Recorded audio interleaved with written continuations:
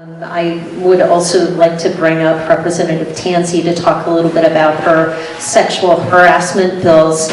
And before she starts, I'd also like to recognize that we've also been joined by Senators Quezada and Murray. So thank you very much for being here. Hello, everyone. Thank you for being here today for Women's Equality and Justice Day, Economic Justice Day. My name is Teresa Tansey, and I'm a state rep. I've been here for 9 years. And I just want to share a little bit of information from the National Women's Law Center. In order to truly put an end to workplace harassment that holds women back and enforces gender inequality, our policy response must be intersectional and address the multiple forms of workplace inequality women face that leave them more vulnerable to harassment.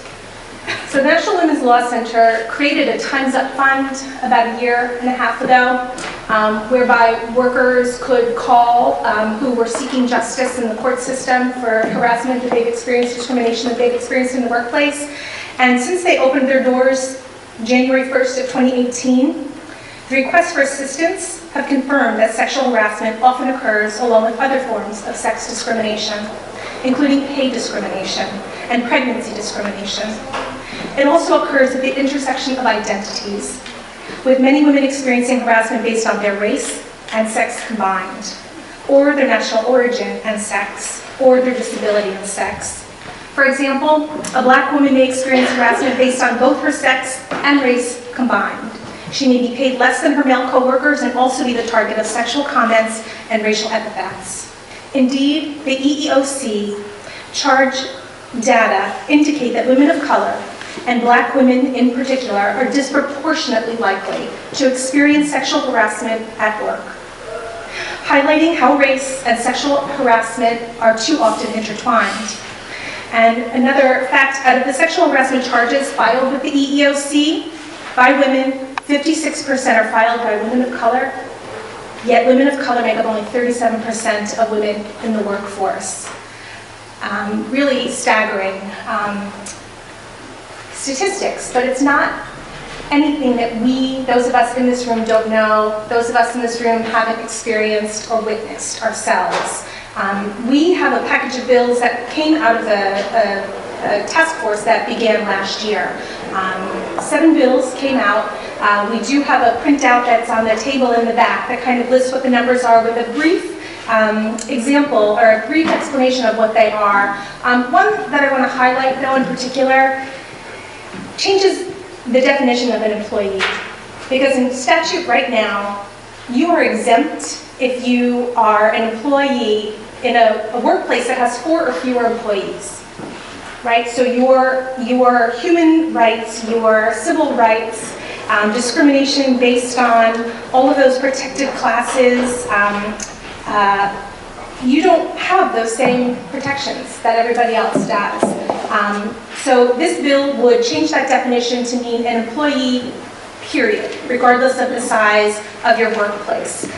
Also, employees who are domestic workers are also not protected by our civil rights statute in the state. So this bill would change that as well.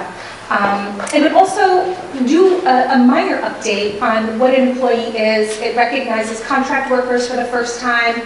We're living in a gig economy. We can all think of examples of workers who have been left behind because we haven't managed to update our laws to reflect what today's economy actually is.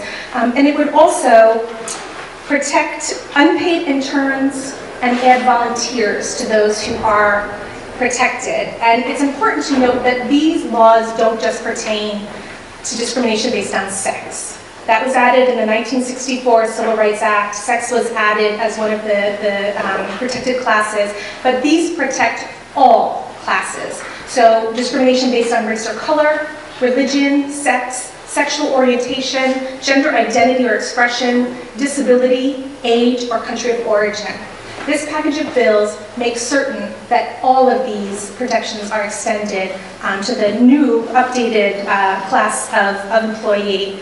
And just a quick timeline As I said, 1964, we passed the landmark Civil Rights Act. In 1980, the EEOC declared workplace harassment based on sex, race, and national origin violates Title VII. And in 1986, the Supreme Court ruled that a hostile work environment violated Title VII. In Rhode Island, we updated our civil rights statute in the 1990s. In 2017, the Me Too movement kind of broke out, right? The end of 2017. In 2018, the state of Rhode Island, there was a poll that was done by WPRI that said 85% of Rhode Islanders agree that sexual harassment is a, quote, significant problem. 85% of people understood that in 2018. 2018, we had our commission. We had the bills released, the statute of limitations, equal pay, all of these amazing bills that would have helped people of all the protected classes gain new protections and one step closer to equality, and none of them passed. 2018 was also significant because it was an election year. And as many of you know, many more women and many more people of color were elected to office. So now 27 women, 36% of the House is now women, and those numbers are updated as of last night because we will have one more woman joining us. And in the Senate, 16 of 38 senators are women. So record number of women are elected. In 2019, we have this fabulous economic agenda, the social justice agenda that we're putting forward. There is renewed energy. I've never seen anything like it in the 9 years that I've been here, and in the 19 years I've been an activist in this state. The energy is here, the unity is here, we're working together, and I look forward to seeing what we're going to accomplish this year. Thank you all for being here.